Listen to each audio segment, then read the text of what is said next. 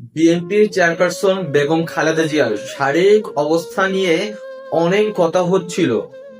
হঠাৎ করে হাদি ভাইয়ের মাথায় গুলি লাগার পরপরই বিএনপি চেয়ারপারসন বেগম খালেদা জিয়ার শারীরিক কথাবার্তা সামাজিক যোগাযোগ মাধ্যম বলেন, গণমাধ্যম বলেন, খবর বলেন, টেলিভিশন বলেন, সবকিছু থেকে উধাও হয়ে গিয়েছে। কথাটা কি মিলাতে পারছেন? একদল বলছে বেগম খালেদা জিয়া তিনি আর এই পৃথিবীতে বেঁচে নেই।